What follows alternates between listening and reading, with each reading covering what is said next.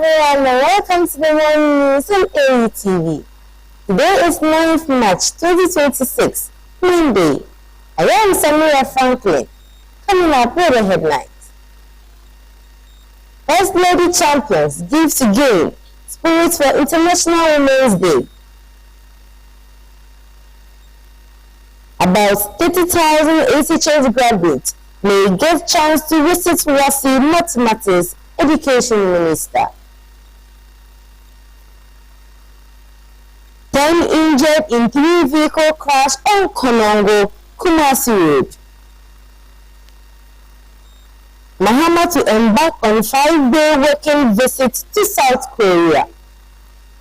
Please in details. On the occasion of International Women's Day 2026, the First Lady of the Republic of Ghana, Nadina Dramani Mahama, has called to Ghanaians to actively contribute to the achievement of gender equality. Under the theme of Give to Gain, she urged citizens to reflect the concrete actions they take to support the advancement of women and girls across the country. A call to collective action.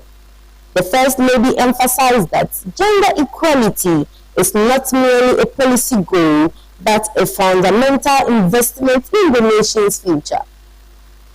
She challenged individuals to take personal responsibilities to foster an inclusive environment to support young women as they venture into entrepreneurship, promote education for daughters with the same passion as for sons, and back initiatives that ensure equal opportunities in workplaces and communities. Always remember that investigating in women brings benefit. When women succeed, families flourish, communities thrive, and the nation advances, the First Lady stated. Learning from the past to build the future. Drawing on the profound account proverb, when you forget something and go back for it, it's not forbidden. The First Lady encouraged the nation to re-examine its path and ensure that no woman or girl is left behind in Ghana's development. She highlighted that empowering diverse groups from market women in Makola to share butter producers in the northern region and tech entrepreneurs in Accra multiples the nation's prosperity rather than diminishing its resources. Progress and paths ahead. While celebrating significant milestones, including increased enrollment of girls in STEM education, support for women farmers, and the rise of female leaders in the boardrooms and district assemblies, the First Lady cautioned that critical work remains.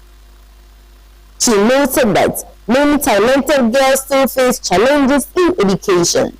The capable women continue to struggle with access to funding. To address the systematic gaps, she pointed to the opportunities created by the Affirmative Action Bill and the upcoming Women's Development Bank. Action Bill and upcoming Women's Development Bank, which aims to support thousands of female entrepreneurs. Concluding her message, she urged Ghanaians to channel the traditional spirit of communal support known as Nabwa and Susu towards the modern goal of true gender equality, ending with a prayer for the nation's greatness and strength.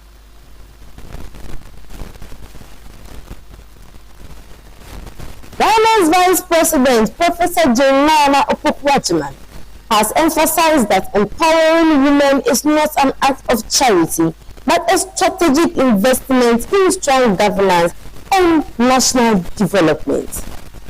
In a message posted on Facebook to mark International Women's Day on Sunday, 8th March 2026, the Vice President extended greetings to women and children in Ghana and across the world while highlighting their enduring role in national progress. On the International Women's Day 2026, I send heartfelt greetings to all women and girls, across Ghana and around the world. Let us be proud of resilience, achievement, and essential contributions women continue to make our nation's progress, she wrote. The Vice President pointed to Ghana's national theme for this year's celebration, Giving to Gain, noting that the principle is already being demonstrated through deliberated efforts to increase women participation in governance. In Ghana, the theme Giving to Gain is already demonstrated through concrete actions, she stated. According to her, the policy direction to ensure that women occupy at least 30% of government appointments reflects the importance of inclusive leadership in national development. The international effort to ensure women make up at least 30% of government appointments recognizing a simple truth about national development. When women serve as ministers, lead key public institutions, and help shape policy at the highest level, the country benefits from a broader range of talent and perspective, she said. Beyond government, the Vice President stressed that expanding opportunities for women across all sectors of society strengthens the country's leadership base and national capacity. But the principle goes beyond government institutions, she explained. In business, academic, civil society, and creative industries, its leadership in other sectors, expanding opportunities for women enhances our national life, increase the pool of leadership that we rely on. She concluded by emphasizing that empowering women is fundamental to building a stronger nation. Empowering women is not just a favor, it is a strategic investment in better governance and a more confident Ghana. The Vice President ended her message with a simple note of celebration. Happy International Women's Day. Women of Ghana, International Women's Day is our day. This year, it is being organized under the theme Accelerate Action.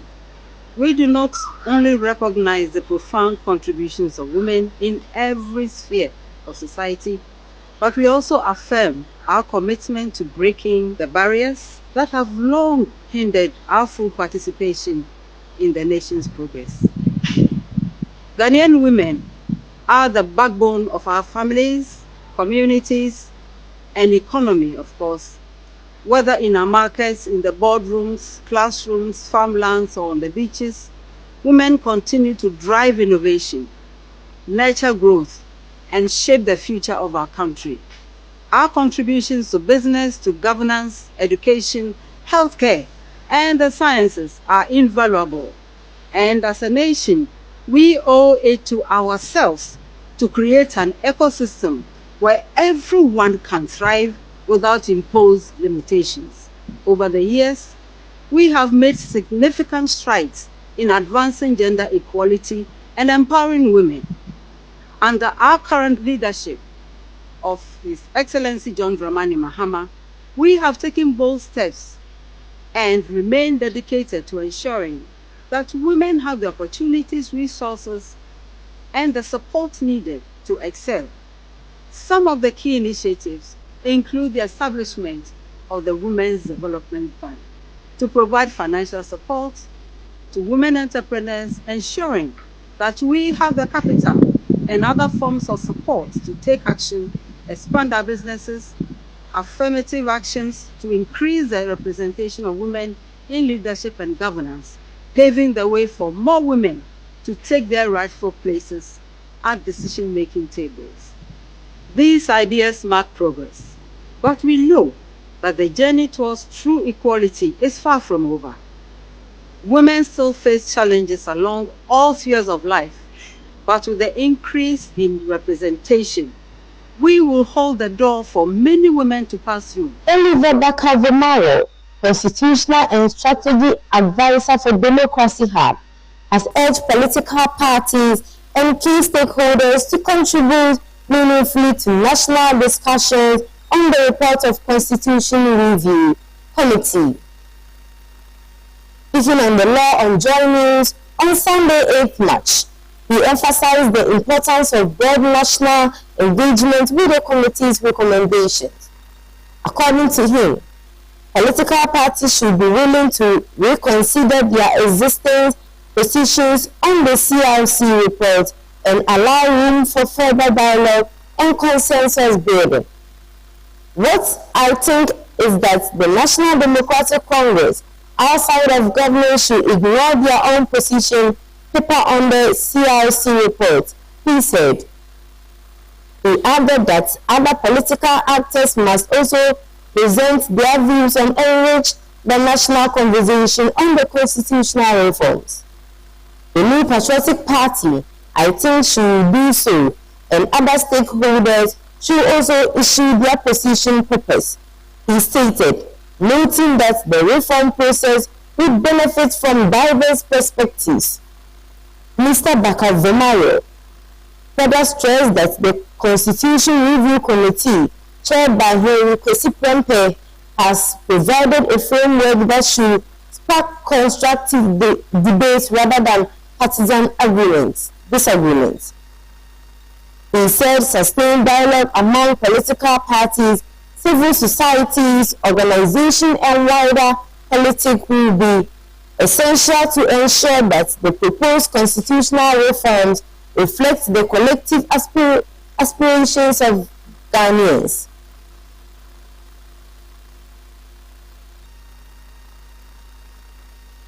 The Minister of Education, Mr. Haruna Idrisu, says the government is considering allowing some senior high school graduates who failed mathematics in the West African Senior School examination to reset their paper so that they can qualify for tertiary education.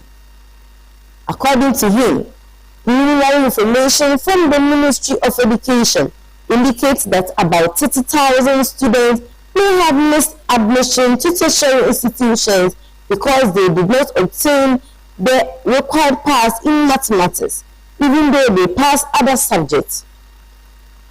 Mr. Idrisu made the remarks during a television interview on TV3's New Day program on Friday, March 6, 2026.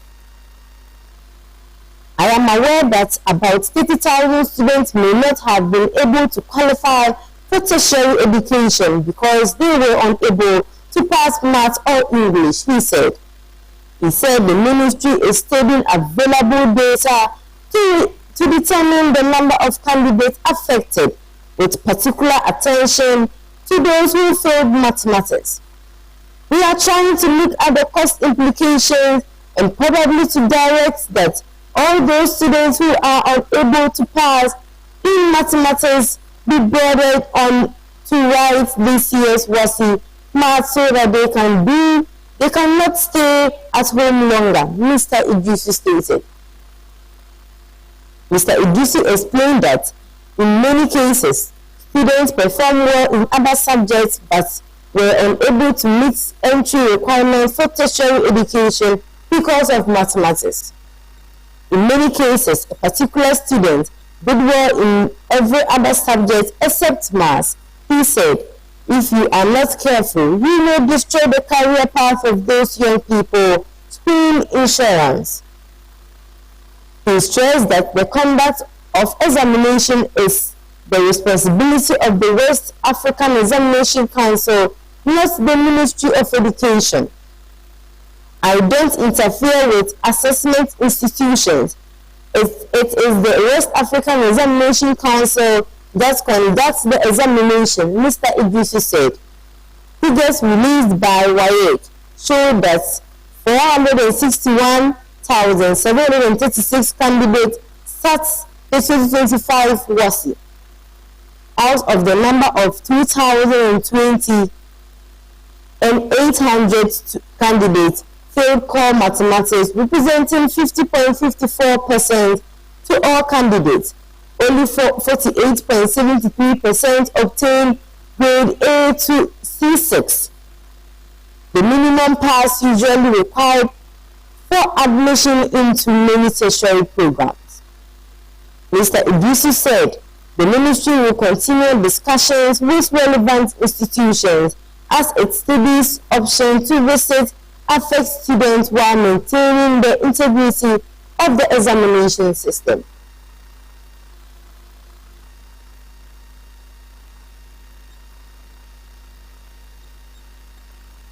Computers and nurses various degrees of injury following a violent vehicle collision at Kabese on the ever-busy Konongo-Kumasi Highway in the Ashanti region.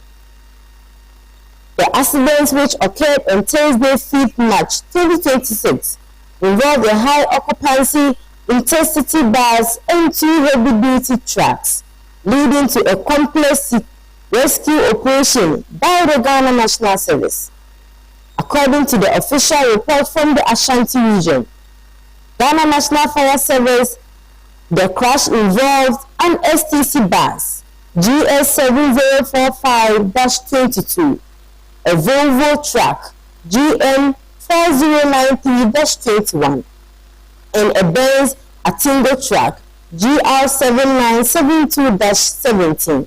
The impact was so severe that it left the highway momentarily impassable as emergency crews worked to clear the wreck. First responders arrived to find a scene of mangled mental and distressed passengers. Among the critical injured were Madam Ampofu Manu and Mr. Benjamin Apakan, who were immediately stabilized and evacuated to the Ashanti Achim Central Municipal Hospital at the Ejisu Government Hospital for urgent medical attention. The most delicate part of the operation involved the driver of the STC bus, Mr. Isaac Higa, who became ill with his cabin due to the structural collapse of the vehicle's front section. A specialist excavation team led by ASTNO Danku Christian successfully cut through the wreck to retrieve him. The aftermath of the collision revealed the sheer force of the encounter. STC bus suffered total devastation to its front portion Volvo truck. The car was completely mangled. Benz Atingo sustained heavy impact damage specifically on the driver's side. In a formal statement released following the operation, the Ghana National Fire Service commended the speed of its personnel in preventing further loss of life. The National Fire Service noted that its personnel responded swiftly to the scene, rescuing the truck driver and assisting the injured victims. The cause of the accident is currently under investigation. The regional commander confirmed as the injured continue their recovery motor traffic investigations and insights to determine whether mechanical failure or human error triggered the peel up on the critical transport artery.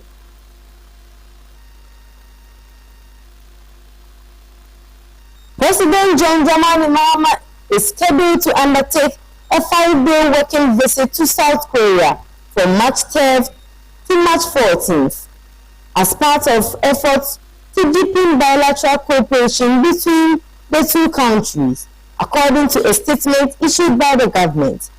Communication Minister Felix Kwachio Fosu, the president will depart Accra on Sunday for the trip. During the visit, President Mahama is expected to hold bilateral discussions with the president of South Korea, Lee Jae-myung, aimed at strengthening diplomatic and economic relations. He will also meet with the Speaker of Korean National Assembly, Lee Won-shik, as part of the Ghanaian leader with participating in a ship naming ceremony at the Powder Heavy Industries shipyard in Iceland. He is also scheduled to deliver an address at a conference ceremony at Yale University. The visit will also include the engagement with members of Ghanaian community living, studying, working in South Korea, as well as a dinner meeting with chief executive and business leaders to explore investment and trade opportunities between the two countries. Here comes the end of the morning news on AETV. Headline recaps. First Lady Champions give to gain spirit for International Women's Day. About 30,000 SHS graduates may get chance to resit WASSCE Mathematics, Education Minister. 10 injured in 3 vehicle crash on Konango Kumasi Road. Mahama to embark on 5-day working visit to South Korea. I am Samira Franklin. Up next, sports segment. Good morning.